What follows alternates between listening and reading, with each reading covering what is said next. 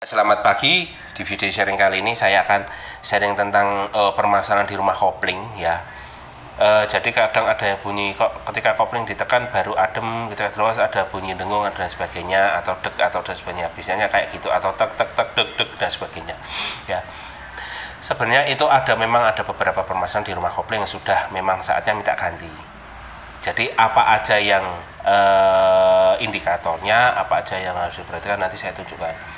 Jadi salah satu indikator ya dari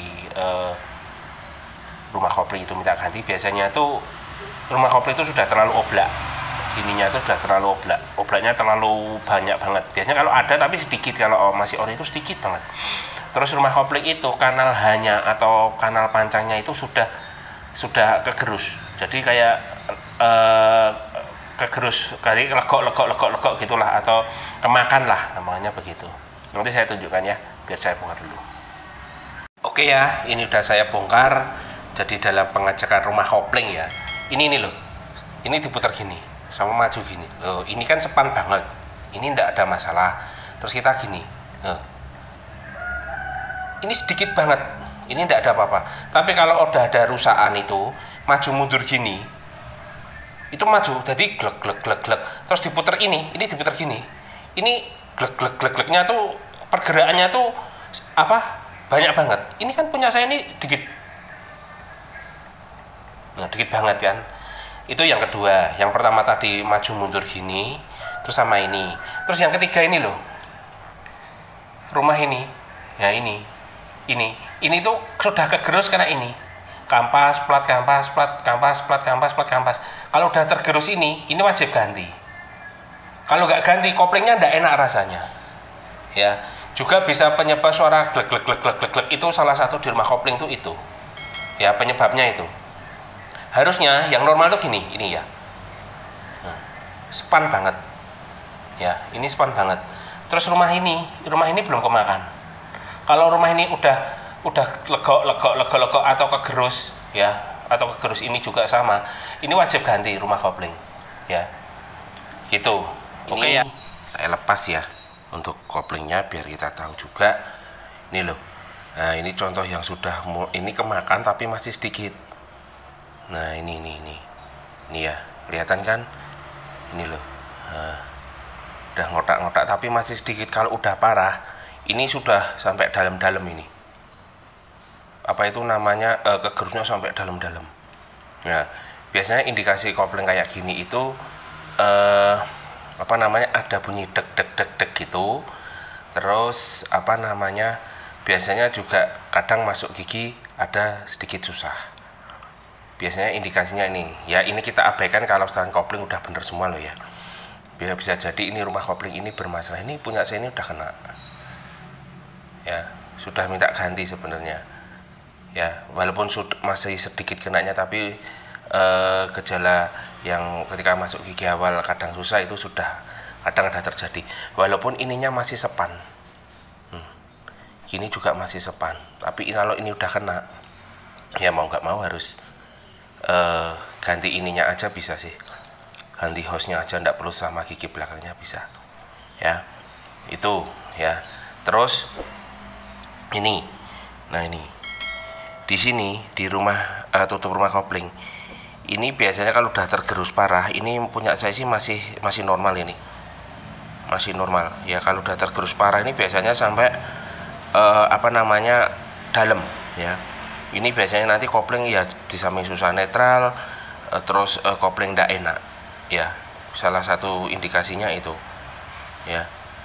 Dan ini kalau udah gini sama ini, kalau ini udah kena sama ini udah kena, wajib ganti. Kalaupun dibenahi juga tidak akan optimal, karena ini jadi semakin gede, jadi nanti malah glek glek glek, malah bunyi gitu semakin parah ya. Padahal ini masih sepan, diputar masih sepan banget. Tapi kalau udah kena kayak gini ya, ini wajib ganti. Apa yang menyebabkan kayak gini terus ini juga kemakan? Salah satunya kampas dan pir yang kita pakai ya. Risiko pakai resingan begitu ya. Kalau kalian pakai standar ya mungkin ininya akan minim.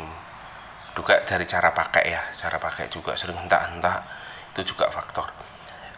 walaupun standar tapi sering mainnya koplingnya kasar, ya ini bisa resiko kena, ini juga kena ya.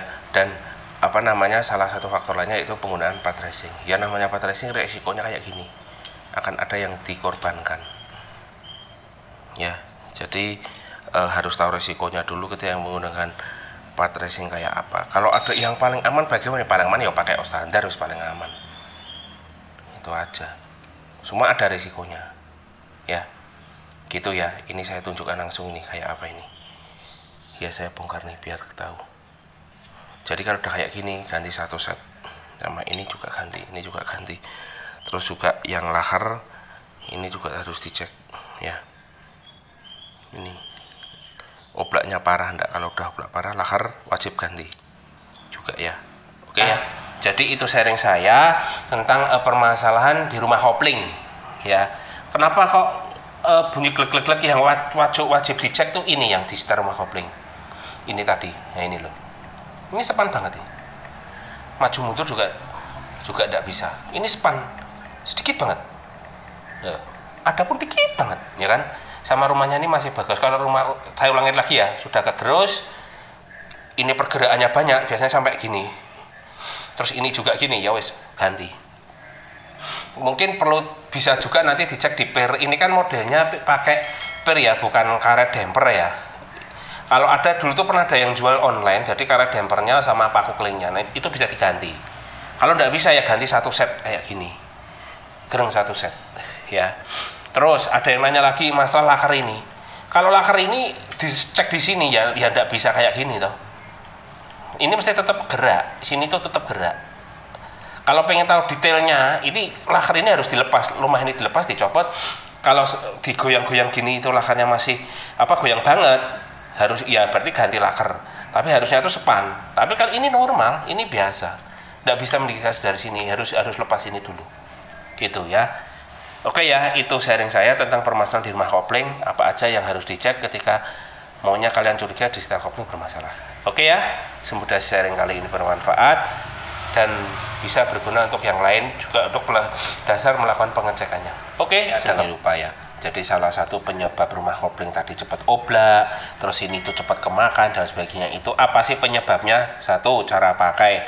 Dua, kampas racing yang kita pakai ya.